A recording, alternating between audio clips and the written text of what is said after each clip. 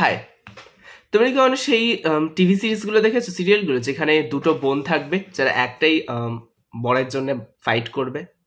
যদি না হয় তাহলে আমি এখনই প্লটটা একটা নাটশেলে তোমাদের বলছি, আর যদি হ্যাঁ হয় তাহলে আমার সাথে রিলেট অবভিয়াসলি করতে পারবে তোমরা। এখানে দুটো বোন থাকবে, একজন এডুকেটেড আর একজন আনএডুকেটেড। সো এখানে যে আনএডুকেটেড সিস্টার থাকবে তার সে প্রচণ্ড কাইন্ড হার্টেড হবে, প্রচণ্ড ভালো হবে আর নিজের ফ্যামিলির জন্য সব কিছু করতে পারবে।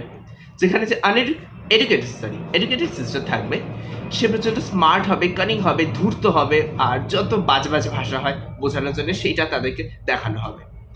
তবে আমি নিজের পার্সোনাল ওপিনিয়ন বলছি, আসলে কি আদৌ এটা যে এডুকেশন আছে যার সে এতটাই বাজে আর যার এডুকেশন নেই সে এতটাই ভালো? হ্যাঁ ভালো, অবভিয়াসলি সে আনএডুকেটেড না হতে পারে, পড়াশোনা ঠিক নাই জানতে পারে, কিন্তু তাই বলে কি যে পড়াশোনা জানে সে এতটা বাজে হয়ে যায়? তো আমার পার্সোনাল ওপিনিয়ন বলে যে এখানে সুবর্ণাংশটা সবসময় দেখায় যে এডুকেটেড সিস্টার আছে সে বাজে, কিন্তু আর যে আনএডুকেটেড সিস্টার সে ভালো, ইনোসেন্ট আছে। And absolutely that's what the point is, সে ইনোসেন্ট, সে জানে না। সবসময় কেন লোকটা তাকে চুজ করবে যার কোনো নলেজ নেই, যে আনএডুকেটেড? কেন? কারণ কি যাতে পায়ের তলে দাবি রাখতে পারে, যাতে ইউজ করতে পারে। আফটার সিরিয়ালগুলো সবসময় দেখাবে যে যে বৌমা হবে তাকে সবসময় সবাই লাগছে, যেটা মারছে, বাজে বাজে কথা বলছে, ঠিক করে খেতে দেয় না, কিন্তু যখন কোনো সমস্যা আসবে সবসময় সেই সবাইকে বাঁচাবে।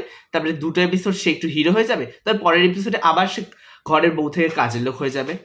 যেখানে যেখানে এডুকেটেড সিস্টার যে আছে তার নলেজ আছে, সে ফেমিনিজম রাইটস নিয়ে ফাইট করবে, তার নিজের রাইটস নিয়ে ফাইট করবে, সে যে ডিজার্ভ করে নিজের সেলফ রেসপেক্ট নিয়ে ফাইট করবে। এখানে কেন? অবভিয়াসলি এটা প্যাট্রিয়ার্কাল সোসাইটি রিপ্রেজেন্ট করে,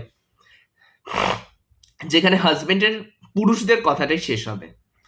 তো এটা জাস্ট আমার পার্সোনাল ওপিনিয়ন, তো তোমরা নিজেদের ওপিনিয়ন শেয়ার করো। Thank you, bye by.